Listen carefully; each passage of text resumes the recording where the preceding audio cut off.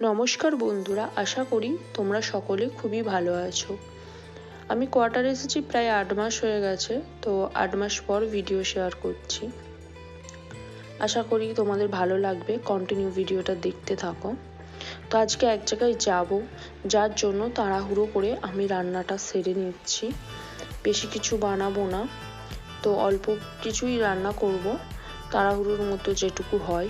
কারণ তোমাদের দাদা ভাইয়ের আফটারনুন ডিউটি আছে, আবার ইভিনিংয়েও ডিউটি আছে।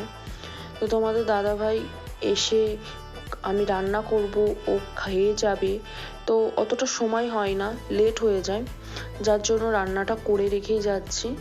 আফটারনুন ডিউটি থাকলে কোনো দিনই হয় না কোথাও থেকে এসে কিছু বানাবো ও খেয়ে যাবে, হাফ দিন ওর খাওয়াই হয় না। তো ওই জন্য ভাবলাম যে রান্নাটা সেরে নিয়ে যাব, যেহেতু ঘুমিয়ে পড়েছিলাম, ভোরে উঠতে হয় ওর টিফিন বানাতে। তো আজকে লেট হয়ে গেছে একটু উঠতে, তাই তাড়াহুড়ো করেই একটু রান্নাটা সেরে নিচ্ছি। রান্না সারার পর অনেক কাজ বাকি আছে, এখনও রুমে ঝাড়ু মারা হয়নি। তো রুমে ঝাড়ু টাড়ু মেরে রুম গোছ করে তারপর আমি বেরোবো। তো কন্টিনিউ ভিডিওটা দেখতে থাকো, আশা করি তোমাদের ভালো লাগবে। তো আমার এখনও রান্নাবান্না অলমোস্ট কমপ্লিট হয়ে গেছে। তোমাদের দাদাভাই এরই মধ্যে ফোন করেছে যাতে আমি তাড়াতাড়ি রেডি হয়ে নিই, কারণ ওর আফটারনুন ডিউটি আছে, ও বেশিক্ষণ ওখানে সময় দিতে পারবে না। আর ও না থাকলে আমি কিছু বুঝতেও পারি না, কারণ এখানে সমস্ত কিছুটাই মারাঠিতে, আর আমি মারাঠি একটু একটু বুঝতে পারি থাকতে থাকতে, যেহেতু 8 মাস হয়ে গেছে আমার কোয়ার্টারে। সেই জন্য ওইখানে অনেকেই আছে আশেপাশে যারা মারাঠিতে কথা বলে। এখানে অলমোস্ট মারাঠিই চলে, হিন্দিটা অতটাও চলে না, যার জন্য আমি মারাঠি কিছু বুঝতে পারি না। যেখানেই যাই তোমাদের দাদা ভাইয়ের সাথেই আমাকে যেতে হয়, যেহেতু ও এখানে আমি আসার আগে 1 বছর কাটিয়ে দিয়েছে। সেই জন্য ও মারাঠিটা বলতে না পারলেও ও সম্পূর্ণটা বুঝতে পারে এবং আমাকে বুঝিয়ে দিতে পারে।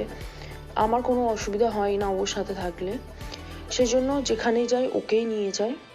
তো আজ আমরা যাব ডক্টরের কাছে চেক আপে। তো ওখানেও ডক্টর যে আছেন উনি হচ্ছে মারাঠিতেই বলেন, মানে যিনি আমার চেক আপ করেন। তো আমি বুঝতে পারি না, আমি হিন্দিতে বলি, উনি আমার কথা বুঝতে পারেন কিন্তু ওনার কথা আমি বুঝতে পারি না, যেই জন্য তোমাদের দাদা ভাইকে নিয়ে যাওয়া। তো চলো তাড়াতাড়ি, আমি বাসন আরে সব বেরিয়েছে সেগুলো ধুয়ে নিয়ে স্নান করে ঠাকুরকে খেতে দিয়ে আমি করা কমপ্লিট হয়ে গেছে। এবার আমি কাপড় মিলে দিয়ে আমি ঠাকুরকে খেতে দিয়ে বেরিয়ে পড়বো, কারণ অনেকটাই লেট হয়ে গেছে, এখন না বেরোলে আরও লেট হয়ে যাবে। তো কন্টিনিউ ভিডিওটা দেখো, আশা করি তোমাদের ভালো লাগবে।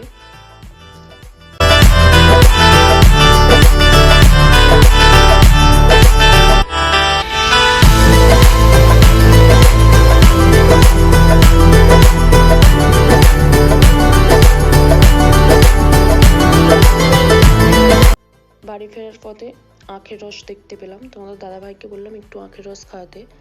আখের রস খেয়ে আমরা বাড়ি চলে যাব, যেহেতু এখানে আখের রস একটু বরফ দেয়, তাই গরমে খেতে ভালোই লাগবে। এখন বিকেল হয়ে গেছে, তো খিদে পেয়ে গেছে। আমি একটু দেখতেই পাচ্ছ সুজি বানিয়েছি দুধ দিয়ে, তো এটাই এখন খাবো। তো কন্টিনিউ ভিডিওটা দেখতে থাকো, আশা করি ভালো লাগবে। এখন বাজে 6:30, এখানে সন্ধ্যা হতে প্রায় 7:30 8টা বাজে। নিচে এতটাই গরম, আমরা চা, বাদাম ভাজা, ডাল ভাজা নিয়ে ওপরে উঠে আসছি। অন্য স্টেটের থেকে এখানে সবসময় ওয়েদারটা ভালোই থাকে, কিন্তু এবছর জানি না কেন এখানে এত গরম। আমাদের ওয়েস্ট বেঙ্গলের থেকেও এখানে গরমটা বেশি। তো তোমাদের দাদাভাই ইভিনিংয়ে চাটা খেয়ে দিয়ে ও চলে গেছে ডিউটিতে, আমি একাই এখন রাতের খাবার বানিয়ে নিচ্ছি, রুটি সবজি। তো তোমাদের দাদাভাই থাকলে ও হেল্প করে দেয়, তো ও যেহেতু নেই তো আমাকে একটাতেই বানাতে হচ্ছে। তো আজকের মতন ভিডিওটা আমি এখানেই শেষ করছি। আমার ভিডিও যদি তোমাদের ভালো লেগে থাকে, লাইক, শেয়ার অ্যান্ড সাবস্ক্রাইব করে পাশে থাকতে ভুলবে না। আবার দেখাবে অন্য কোনো ভিডিওতে। Good night.